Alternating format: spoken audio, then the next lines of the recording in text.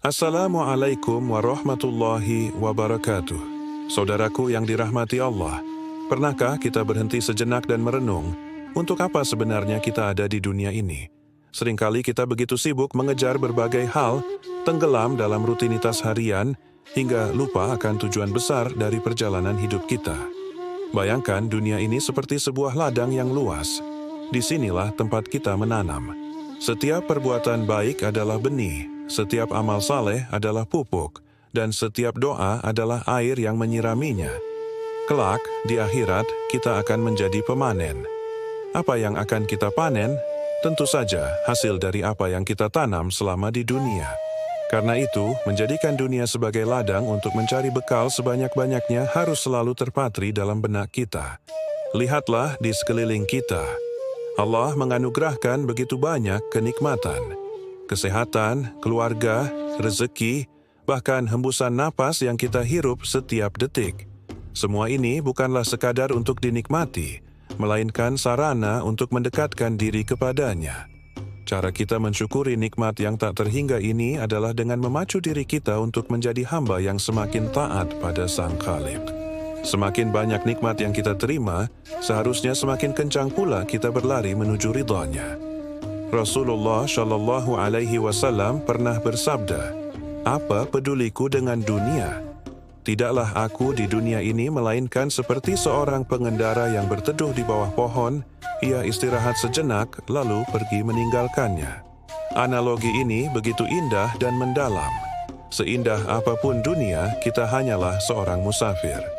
Bayangkan kita sedang dalam perjalanan panjang, lalu kita menemukan sebuah pohon rindang yang menyejukkan. Tentu kita akan berhenti sejenak untuk beristirahat. Tapi, apakah kita akan membangun rumah di bawah pohon itu? Tentu tidak. Kita hanya singgah sebentar, memulihkan tenaga, lalu melanjutkan perjalanan menuju kampung halaman yang sesungguhnya, yaitu akhirat. Senyaman apapun tempat kita berteduh di dunia, ingatlah, itu tidak akan berlangsung selamanya.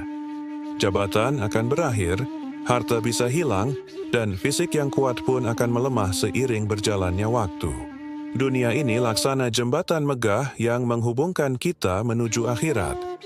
Sekarang saya tanya, sebagus dan seindah apapun sebuah jembatan, adakah orang yang waras mau membangun rumah dan tinggal menetap di atasnya?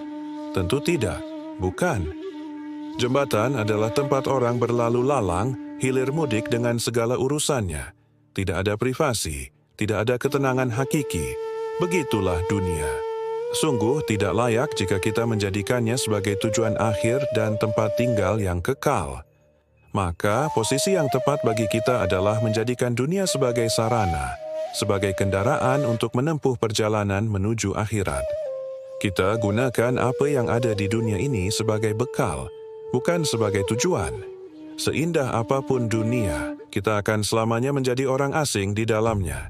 Kita tidak berhak mengaku sebagai pemilik sejati. Rumah yang kita tempati, kendaraan yang kita naiki, bahkan tubuh yang kita miliki, semua ini hanyalah titipan. Semua yang ada di langit dan di bumi adalah kepunyaan Allah. Kita berasal darinya, dan hanya kepadanya pula kita semua akan kembali. Kesenangan duniawi itu ibarat fata morgana di padang pasir. Terlihat indah dari kejauhan, namun ketika didekati, ia sirna. Ia hanya sementara dan tidak akan pernah abadi. Maka, janganlah kita terperdaya oleh gemerlapnya dunia hingga kita lalai dari urusan akhirat yang kekal. Jangan sampai kita sibuk mengumpulkan perhiasan imitasi, sementara kita melupakan berlian abadi yang menanti kita. Allah Subhanahu wa Ta'ala berfirman dalam Al-Quran, Surah Al-An'am ayat 32, "Dan kehidupan dunia ini hanyalah permainan dan senda gurau. Sedangkan negeri akhirat itu sungguh lebih baik bagi orang-orang yang bertakwa. Maka tidakkah kamu mengerti?" Ayat ini adalah pengingat yang begitu jelas. Dunia ini panggung sandiwara, tempat kita bermain peran. Ada yang perannya kaya, ada yang miskin, ada yang sehat, ada yang sakit, tapi semua itu hanyalah peran sementara. Pertunjukan yang sesungguhnya, kehidupan yang sejati, ada di negeri akhirat. Bagi mereka yang bertakwa, surga jauh lebih baik dari dunia yang fana ini. Di surga, Ada segala kenikmatan yang tak pernah terbayangkan oleh akal dan tak pernah terlihat oleh mata, dan semua itu kekal selamanya. Imam Syafi'i rahimahullah memberikan sebuah nasihat yang sangat indah. Jadikanlah akhirat di hatimu, dunia di tanganmu, dan kematian di pelupuk matamu. Mari kita resapi nasihat ini. Letakkan akhirat di dalam hati sebagai tujuan utama dan prioritas tertinggi. Biarlah dunia cukup berada di genggaman tangan kita. Kita kelola, kita manfaatkan, tapi jangan sampai ia masuk dan menguasai hati kita. Dan yang terakhir, letakkan kematian di pelupuk mata.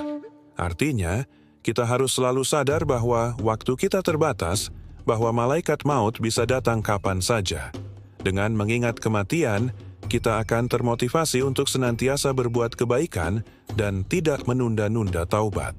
Semoga Allah membimbing kita semua untuk bisa memandang dunia dengan kacamata akhirat, menjadikannya sebagai ladang amal, dan mengumpulkan bekal terbaik untuk perjalanan pulang kita menuju surganya. Terima kasih telah menyimak hingga akhir.